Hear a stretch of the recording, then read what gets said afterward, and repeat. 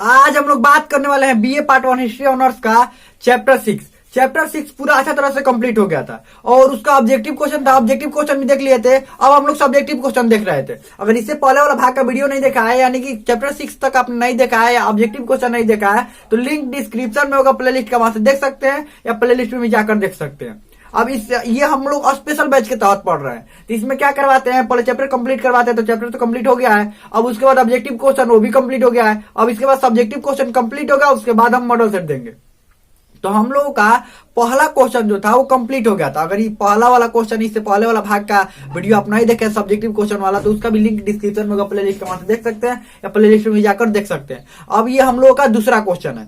अब दूसरा क्वेश्चन क्या है कि गौतम बुद्ध के जीवनी एवं उपदेशों की चर्चा करें, या ऐसे भी ये क्वेश्चन आ जाता है, ध्यान समझिएगा। गौतम बुद्ध के जीवनी एवं शिक्षाओं की चर्चा करें, यानी गौतम बुद्ध के बारे में। देखिए बहुत सारे बच्चे जो होते हैं गौतम बुद्ध के जीवनी तो लिख देते हैं, यानी कि उनका जीवन कैसे था वो तो लिख देते हैं, लेकिन उनके उपदेश नहीं लिख पाते हैं। और लिखते भी है तो सही ढंग से उसको एक्सप्लेन नहीं कर पाते, सही ढंग से बता नहीं पाते। तो उसी को पूरा विस्तार से हम लोग जानेंगे, पूरा विस्तार से समझेंगे। तो इसको आप अंत तक देखते रहिएगा, और अंत तक देखिएगा तो आपको सब कुछ याद हो जाएगा, पूरा एकदम अच्छा तरीका से याद हो जाएगा। तो इसको ध्यान से समझिए और अंत तक इसको देखते रहिए। तो देखिए क्वेश्चन हम लोग का क्या है कि गौतम बुद्ध के उपदेशों, जो गौतम बुद्ध के जीवनी एवं उपदेशों का चर्चा कर रहे हैं, वो इनका जीवनी और उपदेश क्या थे उनके बारे में चर्चा कर रहा है। तो सबसे पहले हम लोग इंट्रोडक्शन लिखते हैं। क्या लिखेंगे? इंट्रोडक्शन लिखेंगे। इंट्रोडक्शन लिखने के बाद उनकी जीवनी के बारे में, देखिए डायरेक्ट उनकी जीवनी के बारे में लिखना नहीं शुरू करेंगे। गौतम बुद्ध का जन्म इतना ईस्वी में हुआ था, ऐसे ये सब कुछ नहीं। ये डायरेक्ट इंट्रोडक्शन नहीं। क्या लिखेंगे हम लोग? पहले इसका परिचय इसका लिखेंगे पहले, यानी कि इंट्रोडक्शन लिखेंगे। उसके बाद इनके जीवनी के बारे में हम लोग लिखेंगे, इनके जीवनी कैसा था, मतलब जीवनी क्या था, इनके जीवन क्या था, बचपन का क्या नाम था, माता का क्या नाम था, पिता का क्या नाम था, इनके जन्म कब हुआ था, ये सब पूरा डिटेल में लिखेंगे। तो चलिए सबसे पहले इनका ये जो परिचय है, परिचय कैसे लिखेंगे। सब चीज में जो अधिकतर क्वेश्चन होते हैं, अधिकतर क्वेश्चन में आपको क्या लिखना पड़ता है? पहले इंट्रोडक्शन, उसके बाद आंसर लिखना पड़ता है, जिसके कारण एग्जामिनर को यहीं पर पता चल जाता है कि बच्चा कितना जानता है। चलिए क्या लिखेंगे? ईसा पूर्व 6वीं शताब्दी की नवीन धार्मिक क्रांति में, ईसा पूर्व 6वीं शताब्दी, ये उत्पन्न कब हुआ था? ईसा पूर्व 6वीं शताब्दी में ही उत्पन्न हुआ था, समझिएगा। ये बौद्ध धर्म और जैन धर्म उसी समय उत्पन्न हुए थे। ईसा पूर्व 6वीं शताब्दी की नवीन धार्मिक क्रांति में सबसे अहम और अग्रणी भूमिका बौद्ध धर्म की देखी जाती है। यानी कि जब ईसा पूर्व 6वीं शताब्दी में नवीन धार्मिक क्रांति आया, धर्म में जब क्रांति आई और बदलाव हो रहे थे, तो सबसे ज्यादा महत्वपूर्ण भूमिका किसकी देखी जाती है? बौद्ध धर्म की अहम और अग्रणी भूमिका देखी जाती है।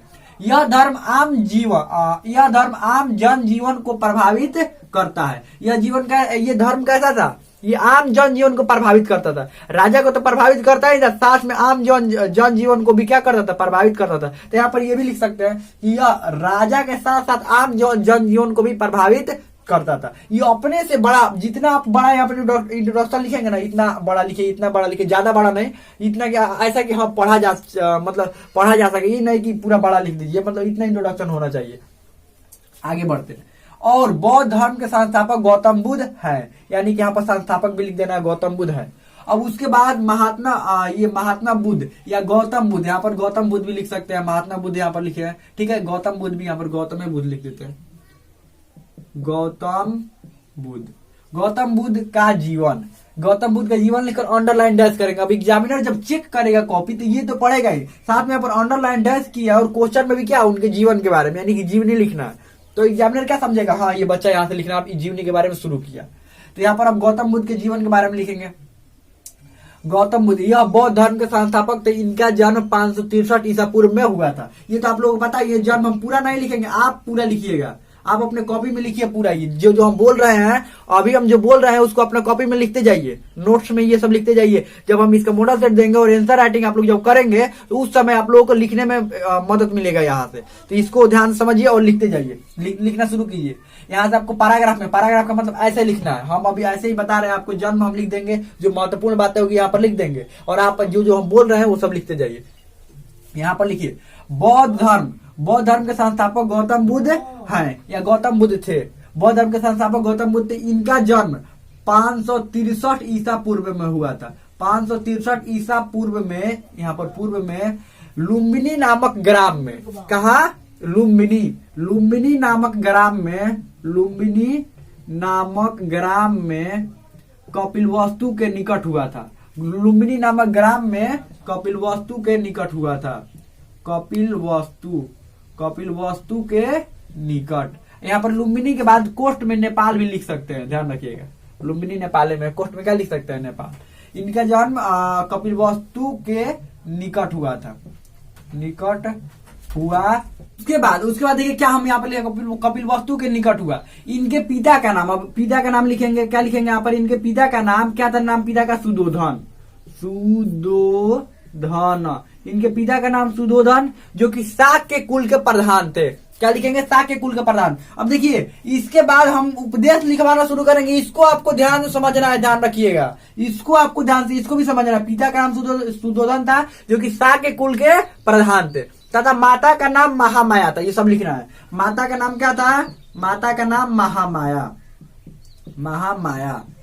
या माया देवी था। और इनके जन्म के 7 दिनों के बाद इनकी माता की मृत्यु हो गई। इनके जन्म के 7 दिनों के बाद इनकी माता की मृत्यु हो गई। और इनका पालन पोषण इनकी मौसी गौतमी ने किया। पालन पोषण किसने किया? मौसी गौतमी। मौसी का क्या नाम था? मौसी गौतमी। गौतमी ने, जो नाम है वही हम सिर्फ लिख दे रहे हैं, मौसी गौतमी ने, बाकी सब अपने से लिखिए आप लोग। और इनकी मौसी गौतमी ने किया। और इनका बचपन का नाम सिद्धार्थ था।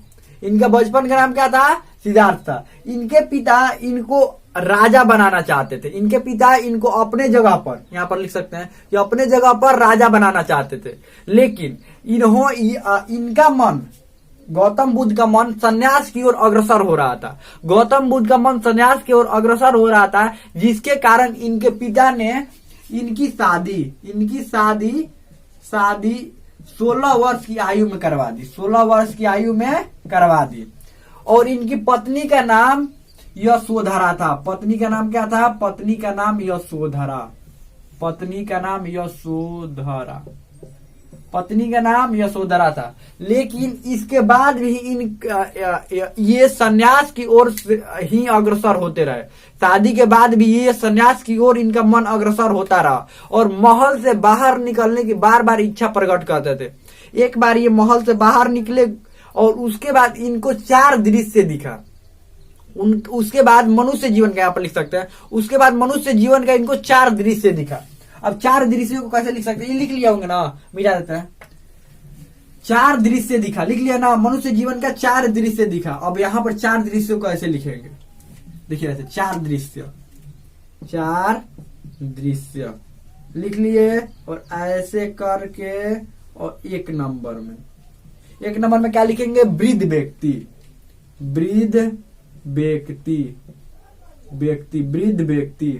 यहाँ पर वृद्ध लिख सकते हैं, वृद्ध व्यक्ति। दूसरा क्या? बीमार व्यक्ति। ऐसे करके लिखिएगा। उसके बाद 4 दृश्य दिखा और उसके नीचे ये लिखना है। तीसरा नंबर में मृत व्यक्ति। चौथा नंबर में सन्यासी। अब यहाँ पर ये लिख लिए ना, इतना चारों ये इतना लिख लिए। और उसके बाद इसके ठीक नीचे अब लिखना शुरू करना है। ये जीवन के चारों दृश्य देखकर अब ये सन्यास की ओर और ज्यादा आकर्षित होने लगे। ये मनुष्य जीवन के ये चारों दृश्य देखकर ये सन्यास की ओर और अग्रसर होने लगे। इसी दौरान इनके महल में इनके पुत्र का जन्म हुआ, जिसको खुशखबरी सुनाने के लिए दासी जब इनके पास आई तो इनके मुंह से नाम निकला राहुल। जब दासी ने सुनाया कि इनके पुत्र हुआ है, तब इनके मुंह से निकला राहुल, यानी कि बाधा। और उसी समय इनके पुत्र का नाम पड़ गया राहुल। जिसके बाद भी ये सन्यास की ओर ही अग्रसर होने लगे, यानी सन्यास की ओर ही आकर्षित होते रहे। और कुछ दिनों के बाद ये गृह त्याग कर दिए। जिस समय इनकी उम्र थी, यहाँ पर क्या लिख सकते हैं? नीचे ये सब लिखना है, ये मिटा देते हैं, लिख लिए होंगे नीचे। ये सब ये 4 दृश्य लिख लेना इसके नीचे। जिस समय इनकी उम्र 29 वर्ष थी। 29 वर्ष थी और ये जिस समय इनकी उम्र 29 वर्ष थी और इन्होंने गृह त्याग कर दिया और अलग अलग जगहों पर घूमने लगे, अलग अलग लोगों से मिलने लगे और भ्रमण के द्वारा सभी से अपने सवालों का जवाब ढूंढते हुए अलग अलग जगह पर घूम रहे थे और अपने सवालों का जवाब ढूंढ रहे थे। जिसके बाद ये अपने 5 मित्रों के साथ लिख रहा है, जिसके बाद ये 5 मित्रों के साथ सारनाथ पहुंचे और वहां पर जंगल में तपस्या करने लगे, कठोर तपस्या करने लगे और उपवास और कठोर तपस्या करने जिसके कारण इनका शरीर और कमजोर होने लगा। और उसके बाद उसी जंगल में एक महिला आई और इनसे कहा, महिला ने कहा कि बीना का तार इतना टाइट न बांधना चाहिए कि वो टूट ही जाए और इतना कमजोर ना बांधना चाहिए उससे कोई स्वर ही ना निकले। तब इनके मन में ये बात आया, तपस्या इतने किया जाए कि मुक्ति का मार्ग मिल जाए, इतना कठोर तपस्या ना होना चाहिए कि शरीर ही ना रहे। अब वो यहाँ से निकले यानी कि सारनाथ से निकले और गया पहुंचे और वहां पर इनको पीपल वृक्ष के नीचे फल्गु नदी के तट पर वैशाख पूर्णिमा के दिन ज्ञान की प्राप्ति हुई। उसके बाद ये वापस पुनः सारनाथ पहुंचे और वहां पर सबसे पहला उपदेश वही अपने मित्रों को उपदेश दिए, इसीलिए कहा जाता है कि सारनाथ में इन्होंने पहला उपदेश दिया था। और उसके बाद सारे जगह पर घूम घूम कर और उपदेश देने लगे और सबसे अधिक उपदेश श्रावस्ती में दिए थे। उसके बाद ये बिंबिसार के दरबार में भी पहुंचे थे, बिंबिसार के दरबार में जहां पर इनको अच्छी तरह से स्वागत इनका किया गया। इतना लिख दिया, इनके जीवन के बारे में इतना हो गया। नहीं तो और भी अगर लिखना चाहते तो और भी इनके जीवन के बारे में लिख सकते हैं कि और उपदेश कहाँ का दिए, कैसे कैसे घूमी, ये सब लिख सकते हैं। नहीं तो इतना ज्यादा हो गया, बहुत ज्यादा हो गया इनके जीवन के बारे में। और उसके बाद इनके महात्मा बुद्ध के यहाँ पर उपदेश लिख सकते हैं, महात्मा बुद्ध के उपदेश लिखकर अंडरलाइन डैश, महात्मा बुद्ध के उपदेश या गौतम बुद्ध के उपदेश लिखकर यहाँ पर गौतम बुद्ध लिखे हैं तो यहाँ पर गौतम बुद्ध लिख देते हैं, गौतम बुद्ध का उपदेश लिखकर अंडरलाइन डैश। अब देखिए इसमें क्या, यही बच्चों को लिखने में दिक्कत होता है। ये गौतम बुद्ध के जो उपदेश यानी कि उपदेश या शिक्षा बात है हुआ, उनका जो उपदेश है वो लिखने में दिक्कत होता है। देखिए यहाँ पर क्या लिखेंगे, गौतम बुद्ध का उपदेश आम जन जीवन के लिए काफी महत्वपूर्ण था, जिसके कारण इनके उपदेशों को अलग अलग संकलित किया गया है। उसके बाद 1 नंबर लिखेंगे, अंडरलाइन डैश करके इतना बात लिख देना। उसके बाद 1 नंबर यहाँ पर लिखेंगे, 1 नंबर में लिखेंगे 4 आर्य सत्य। उसके बाद अष्टांगिक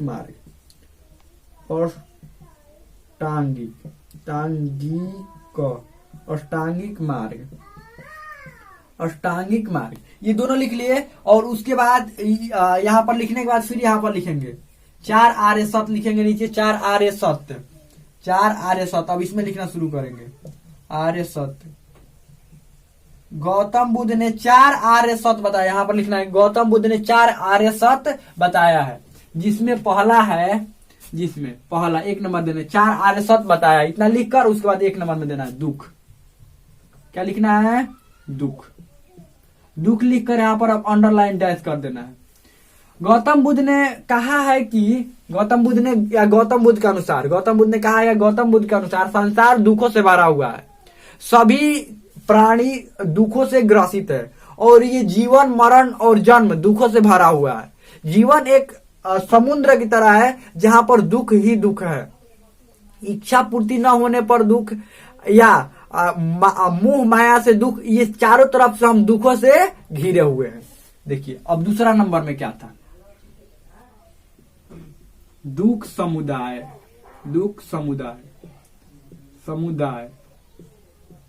यानी कि यहाँ पर दुख समुदाय का मतलब दुखों का कारण, यहाँ पर समझ लीजिए दुखों का समुदाय कारण, दुखों का कारण, यहाँ पर ऐसे कर सकते हैं। कारण ना भी लिखेंगे तो कोई दिक्कत नहीं। अब लिखेंगे कि गौतम बुद्ध के अनुसार दुखों का कारण मनुष्य की इच्छाएं होती है, यानी कि मनुष्य की इच्छाएं ही होती है। जब उनका इच्छा पूरा नहीं होता है तो वो उनका दुखों का कारण बन जाता है। यानी कि मनुष्य की इच्छाएं ही है जो सारे दुखों का कारण है और मनुष्य की मोह माया भी उनके दुखों का कारण बन जाता है। इतना लिख लिए, दुख समुदाय में आगे लिखते हैं। 3 नंबर में यहाँ पर दुख निरोध, यानी कि दुख का अंत, क्या अंत, यानी कि दुख का अंत, दुख का अंत। मनुष्य, गौतम बुद्ध के अनुसार मनुष्य अपने अज्ञानता के कारण दुखों से ग्रसित रहता है। मनुष्य अपने अज्ञानता के कारण दुखों से ग्रसित रहता है। जो मनुष्य शुरू से ही अज्ञानता से ग्रसित रहते हैं वो दुख से भी ग्रसित रहेंगे और मनुष्य के जीवन दुखों से ग्रसित ही रहता है। आगे बढ़ते हैं 4 नंबर, दुख निरोधगामी प्रतिपदा, दुख निरोध गामिनी प्रतिपदा, यानी कि इसका मतलब ये हुआ जो मनुष्य का दुखों का कारण होता है वो होता है उनकी इच्छाएं। इसमें भी यही कहते हैं कि मनुष्य के दुखों का कारण क्या होता है, उनकी इच्छाएं। अगर मनुष्य इच्छा करना छोड़ दे तो उनका दुखों का उनके जीवन में दुख नहीं बचेगा। लेकिन फिर भी वो कहते हैं कि जो जीवन है वो दुखों से भरा हुआ है। यानी कि जीवन में जो भी, मान लीजिए इच्छा, देखिए इच्छा का मतलब ये समझिए यहाँ पर क्या कह रहे हैं, ये लिखना नहीं है, वो तो जो बोले वो लिखना है, ये अभी नहीं लिखना है, समझिए इसको। वो बोल रहे हैं कि अगर इच्छा हम नहीं रखेंगे तो जीवन में दुख नहीं आएगा। दुख कब आता है? जब हमारे पास इच्छाएं होती है तभी ना दुख आता है। जब इच्छाएं ही नहीं होगी दुख कहां से होगा? मान लीजिए यहाँ पर हम इसको लिखने की कोशिश कर रहे हैं और यहाँ पर ये चले ही ना, तो क्या होगा? हमको दुख होगा ना कि देखिए मार्कर खरीदे चल ही नहीं रहा है। और इच्छा ही ना रखे इससे हम कि चले कि ना चले, इससे कोई मतलब नहीं है, तो क्या दुख होगा हमको, चले चाहे मत चले। मान लीजिए कोई हम कलम से लिख रहे हैं, कोई हमको मार्कर दे दिया, ठीक है, मार्कर दे दिया हमको, और हम कुछ दिन मार्कर से लिखे, कुछ दिन मार्कर से लिखे, फिर वापस ये मार्कर ले लिया हमसे, तो हमारे मन में दुख होगा ना? क्या दुख होगा? कि हमारे पास मार्कर नहीं है। जब तक हमारे पास मार्कर नहीं था कोई दुख नहीं था। क्यों नहीं? क्योंकि हम कलम से लिख रहे थे, मार्कर के बारे में सोच भी नहीं रहे थे। लेकिन जिस दिन हमको मार्कर मिला, किसके बारे में सोचने लगे? मार्कर के बारे में। और मार्कर हम उससे हमारा आदत हो गया, हमारी इच्छा हो गई मार्कर की, और मार्कर हमसे कोई ले लिया तो क्या होगा? हमारे मन में दुख होगा। क्यों? क्योंकि हमारी इच्छाएं नहीं है, इससे इच्छाएं हमारी जुड़ी हुई है। ठीक वैसे ही मनुष्य की जो दुख का कारण होता है उनकी इच्छाएं होती है। अब देखिए, अब यहाँ पर लिखना है, इन्होंने अष्टांगिक मार्ग, मनुष्य जीवन को जीने के लिए इन्होंने अष्टांगिक मार्ग भी बताया है। अष्टांगिक मार्ग 8 गो है, जिसके जो कि याद नहीं हो पाएगा, ध्यान रखिएगा। 8 को अगर एग्जाम में लिखने की कोशिश करेंगे, याद करने की कोशिश करेंगे, याद नहीं होगा। तो हम इसीलिए उसको 8 को लिखे नहीं है, हम करेंगे ये उसको थोड़े दूर में, ज्यादा दूर में नहीं, ये पूरा लिखवा दिए, ये तो पूरा लिखा गया ना। अब ये थोड़े दूर में वो अष्टांगिक मार्ग को क्या करेंगे? लिख देंगे। यानी कि अब लिखेंगे कि अष्टांगिक मार्ग लिखकर अंडरलाइन डैश करेंगे। अष्टांगिक मार्ग इधर लिख दीजिए, ये सब लिख लिया होंगे ना। चलिए मिटा देते हैं इसको। अष्टांगिक मार्ग लिखेंगे यहाँ पर, दूसरा नंबर अष्टांगिक मार्ग, अष्टांगिक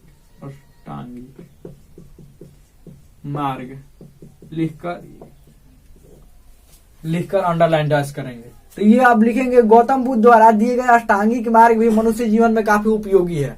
जिसके बाद इन्होंने अष्टांगिक मार्ग में ये बताया है, देखिए वो क्या बताया है कि सम्यक वाक्य मतलब सही बोलना, सम्यक दृष्टि मतलब सही देखना, ये सब अष्टांगिक मार्ग में बताया है। तो उन्होंने बताया है कि सम्यक वाक्य यानी कि सही देखना, सम्यक दृष्टि सम्यक वाक्य यानी कि सही बोलना, यानी कि सत्य बोलना, सम्यक दृष्टि भी बताया यानी कि सही देखना, और मनुष्य जीवन को सदा जीते रहना। सदा मतलब साधारण तरीका से मनुष्य जीवन को जीना, ज्यादा इच्छाएं ना रखना, और दूसरे के प्रति सम्मान की भावना रखना चाहिए। यानी कि मनुष्य को दूसरे के प्रति सम्मान की भावना रखना चाहिए। उन्होंने यही अष्टांगिक मार्ग में बताया है। और उसके बाद अंतिम में सारांश तो लिखेंगे। तो यहाँ पर सारांश में क्या लिखेंगे? गौतम बुद्ध द्वारा दिए गए उपदेश और उनका जीवनी आम जनजीवन के लिए एक प्रेरणा स्रोत है। क्या है? आम जनजीवन के लिए एक प्रेरणा स्रोत है, और आम जनजीवन के उनके उपदेश आम जनजीवन के जीवन में भी उपयोग होता है। यानी आम जनजीवन के द्वारा भी उनका उपदेश उपयोग किया जाता है, और वर्तमान समय में भी उनके उपदेशों का उपयोग होता है। इतना लिखकर खत्म हो गया। ये इतना लिख दी, ये पूरा खत्म हो गया। हम लगता है बहुत अच्छा समझ में आ गया होगा। इसमें आपको कोई भी डाउट हो, कोई भी क्वेश्चन हो तो कमेंट में पूछ सकते हैं। हमें लगता है समझ में आ गया होगा।